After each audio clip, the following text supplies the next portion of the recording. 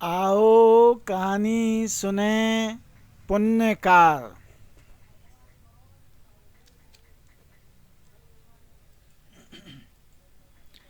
जब कोई इंसान दुनिया से विदा होने लगता है तो तुरंत उसके कपड़े, उसका बिस्तर, उसके द्वारा इस्तेमाल किया हुआ सभी सामान उसी के साथ घर से निकाल दिए जाते हैं।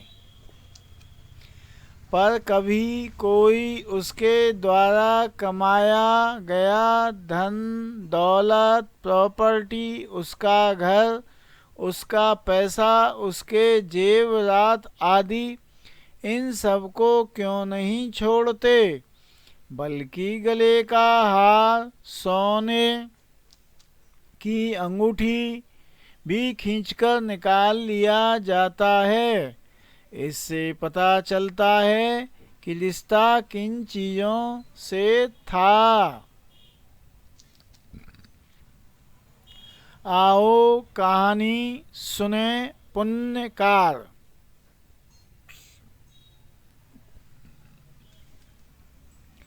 गुरु नानक एक बार लाहौर में ठहरे तो लाहौर का जो सबसे धनी आदमी था वह उनके चरणों में नमस्कार करने आया। वह बहुत धनी आदमी था। लाहौर में उन दिनों ऐसा रिवाज था कि जिस आदमी के पास 1 करोड़ रुपया हो वह अपने घर पर एक झंडा लगाता था। इस आदमी के घर पर कई झंडे लगे थे। इस आदमी का नाम था सेठ दुनीचंद। उसने नानक के चरणों में सिर रखा और कहा कि कुछ आज्ञा दें मुझे, मैं कुछ सेवा करना चाहूँगा। बहुत है आपकी कृपा से, आप जो भी कहेंगे वह मैं पूरा कर दूंगा। नानक जी उसका अहंकार समझ गए। नानक ने अपने कपड़ों में छिपी हुई एक छोटी सी कपड़े सीने की सुई निकाली, दुनीचंद को दी और कहा इसे संभाल कर रखना और तुम्हारे मरने के बाद तुम मुझे वापस लौटा देना। दुनीचंद अपनी अकड़ में था। उसे समझ ही नहीं आई, उसे कुछ ख्याल ही नहीं आया कि नानक यह क्या कह रहे हैं। उसने कहा जैसी आपकी आज्ञा, जो आप कहें कर दूंगा। घर लौटा, लेकिन घर लौटते लौटते उसे भी ख्याल आया कि मर कर लौटा दूंगा, लेकिन जब मैं मर जाऊंगा तब इस सुई को साथ कैसे ले जाऊंगा। वापस लौटा और कहा कि आपने थोड़ा बड़ा काम दे दिया। मैं तो सोचा था बड़ा छोटा काम दिया है। और क्या मजाक कर रहे हैं, सुई को बचाने की जरूरत भी क्या है। क्षमा करें, यह अभी वापस ले लें, क्योंकि यह उधारी फिर चुक ना सकेगी। अगर मैं मर गया तो सुई को साथ कैसे ले जाऊंगा।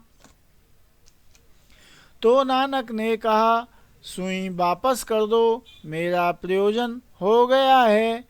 यही मैं तुमसे पूछता हूँ कि अगर एक छोटी सी सुई ना ले जा सकोगे तो तुम्हारी जो करोड़ों करोड़ों की संपदा है उसमें से क्या ले जा सकोगे। दुनीचंद तुम तो गरीब हो, क्योंकि अमीर तो वही है जो मौत के बाद कुछ ले जा सके, लेकिन जो भी मापा जा सकता है वह मौत के पार नहीं ले जाया सकता है। जो अमाप है, इमेजेबल है, जिसको हम माप नहीं सकते, वही केवल मौत के पार जाता है। दुनिया में दो ही तरह के लोग हैं, एक जो मापने की ही चिंता करते रहते हैं, खोज करते हैं उसकी जो मापा जा सकता है, तोला जा सकता है, और एक जो उसकी खोज करते हैं जो तौला नहीं जा सकता। अमाप की खोज धर्म है, और जिसने अमाप को खोज लिया वह मृत्यु का विजेता हो गया, उसने अमृत को पा लिया। दोस्तों, आपके द्वारा कमाया हुआ पुण्य परोपकार आपका नाम, इसे कोई नहीं छीन सकता। कहा गया है, हाथ जले यूं लकड़ी, केस जले यूं घास, कंचन जैसी काया जल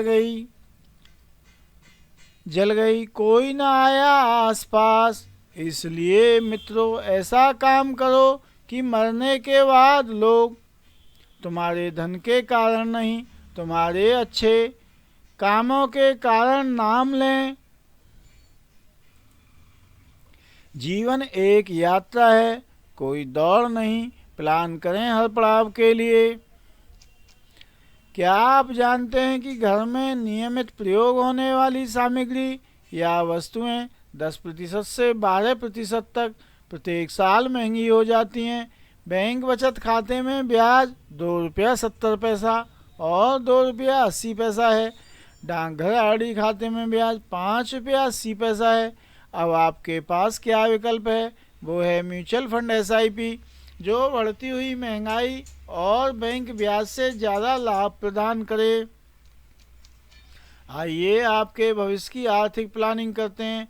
हम आपकी सहायता कर सकते हैं वित्तीय योजना बनाने में, शिक्षा योजना बनाने में, रिटायरमेंट योजना बनाने में, निवेश योजना बनाने में, वीडियो का दूसरी आय का स्रोत बनाने में, सपनों का घर बनाने या खरीदने की वित्तीय योजना बनाने में।